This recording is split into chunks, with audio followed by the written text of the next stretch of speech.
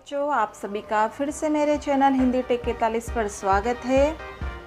पिछले दो वीडियो में मैंने आपको छंद के बारे में समझाने का प्रयास किया है। पहले पार्ट 1 में मैंने छंद का बेसिक समझाया था। पार्ट 2 में मैंने छंद का पहला भेद सममात्रिक छंदों की चर्चा की थी, उसके कुल भेदों की भी चर्चा की थी। आज मैं छंद का पार्ट 3 आपके सामने लेकर आई हूँ, जिसमें हम छंद का अगला भेद अर्ध सममात्रिक छंदों के भेदों की चर्चा करेंगे।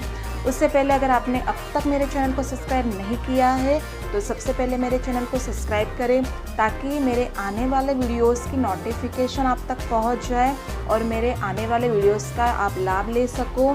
तो आइए शुरू करते हैं आज का वीडियो। छंद का अगला भेद है अर्ध सममात्रिक छंद, जिसमें आता है दोहा, सोरठा, बरवे और उल्लाला। आज हम इन चारों भेदों के बारे में जानकारी हासिल करेंगे। तो आइए शुरू करते हैं। सबसे पहले हम दोहा क्या होता है, उसके लक्षणों की, उसके परिभाषा की चर्चा करेंगे। तो दोहा की परिभाषा है, इसमें 4 चरण होते हैं। इसके पहले और तीसरे चरण में 13-13 तथा दूसरे और चौथे चरण में 11-11 मात्राएं होती। आप यहाँ देख रहे हो कि पहले और तीसरे में 13-13 और दूसरे और चौथे चरण में 11-11। तो यहाँ पर 2 चरण में एक समान मात्रा है और अगले 2 चरण में एक समान मात्रा है। तो इसी वजह से इस छंद को अर्ध सममात्रिक छंद कहा गया है। तो हमें ये समझना होगा कि दोहा किस तरीके से हम पहचानेंगे। तो इसे समझने के लिए, इसको पहचानने के लिए हमें ये याद रखना होगा कि दोहा में 4 चरण होते हैं, लेकिन दोहा के पहले और तीसरे चरण में 13-13 मात्रा होती है और दूसरे और चौथे चरण में 11-11 मात्रा होती है। तो इसको हम उदाहरण के द्वारा समझेंगे। आप यहाँ पर एक उदाहरण देख रहे हो। इसमें पहला चरण है प्रेम प्रतीतिहि कपि भज, ये पहला चरण है। सदा धरे उर ध्यान, ये दूसरा चरण है। आप इन दोनों चरणों के बीच में ये कॉमा देख रहे हो, तो कॉमा के आगे जो चरण है वो दूसरा चरण होगा। उसके बाद तिहि के कारज सकल शुभ, यह तीसरा चरण है। और सिद्ध करे हनुमान, यह चौथा चरण है। तो परिभाषा के अनुसार इसके पहले और तीसरे चरण में 13-13 मात्रा होता है। तो हम पहले और तीसरे, मतलब ये पहला और ये तीसरा चरण है, इसमें हमें ये जांचना है कि पहले और तीसरे चरण में 13-13 मात्रा किस तरीके से, तो हम उस मात्राओं की गणना करेंगे। तो पहला चरण प्रेम प्रतीतिहि कपि भजे, तो हम मात्राओं की गणना करेंगे। मात्राओं की गणना कैसे करते हैं मैंने पिछले वीडियो में आपको समझाया था। शुरू करते हैं।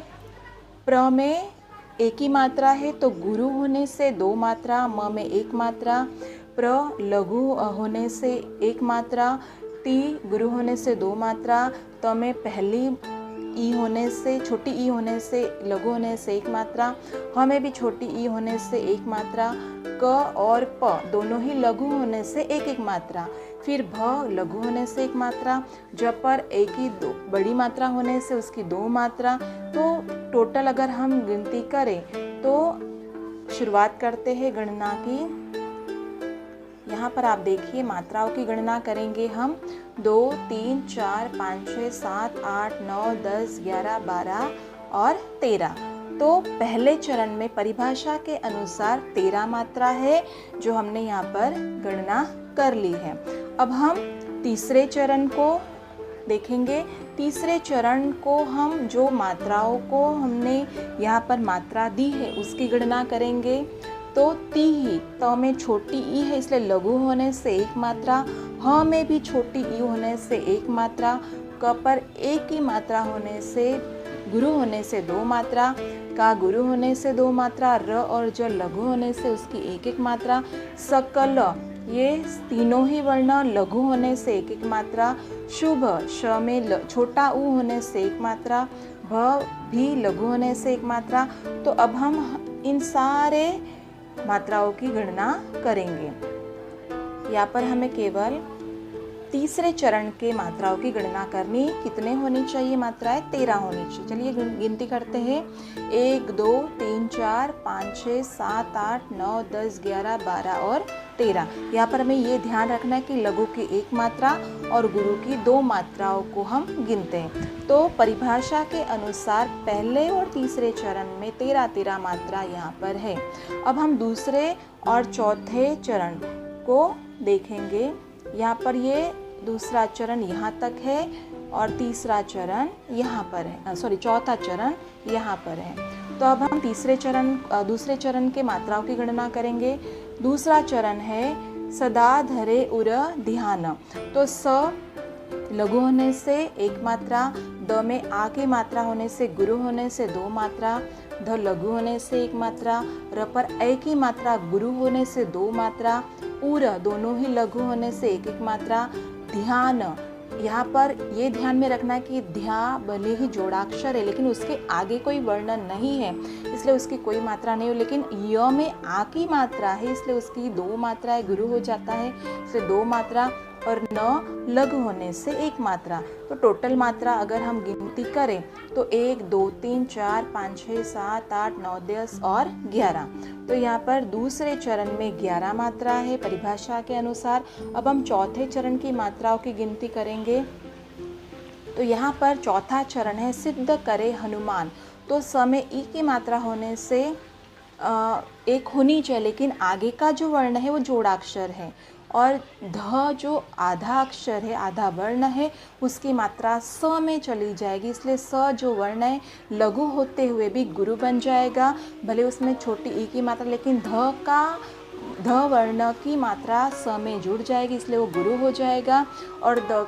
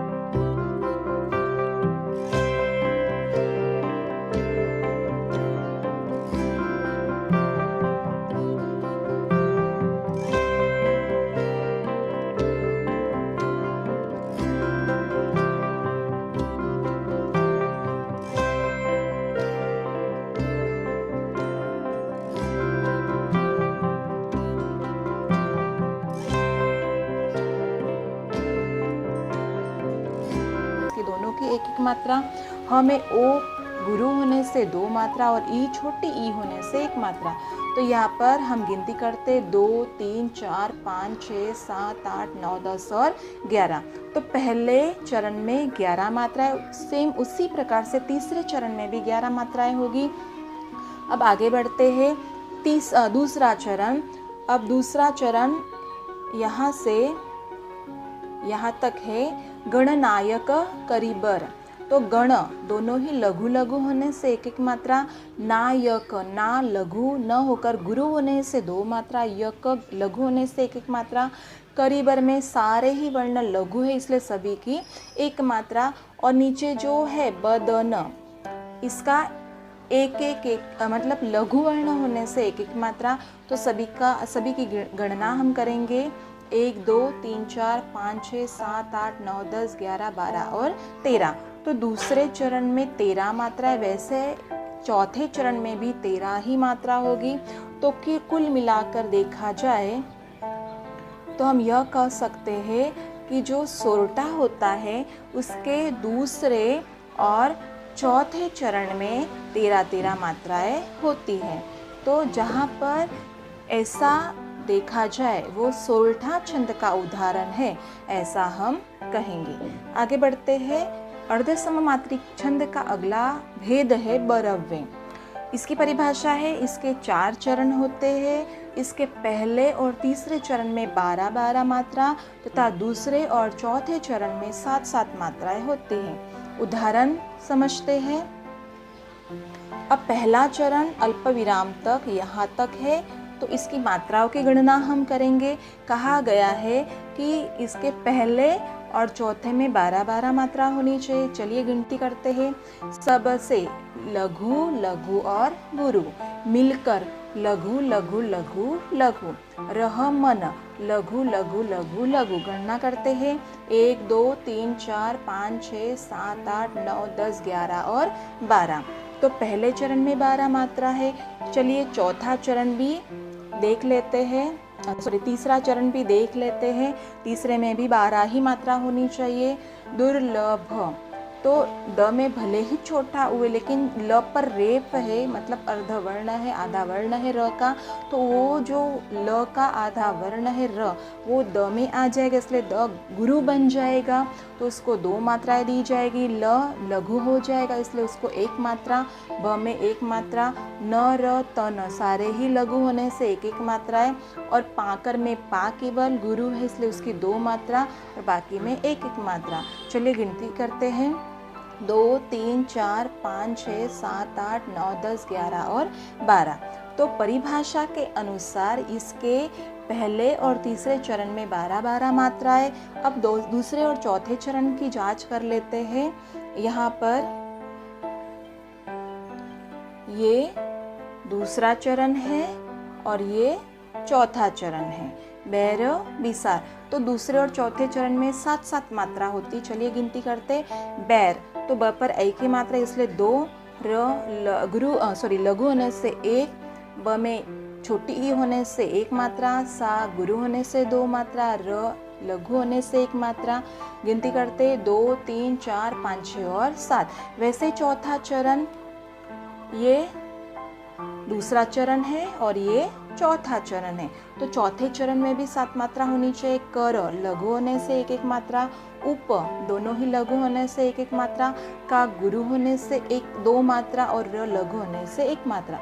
गिनती करते हैं 1, 2, 3, 4, 5, 6 और 7। तो परिभाषा के अनुसार इसके दूसरे और चौथे चरण में 7 मात्राएं हैं।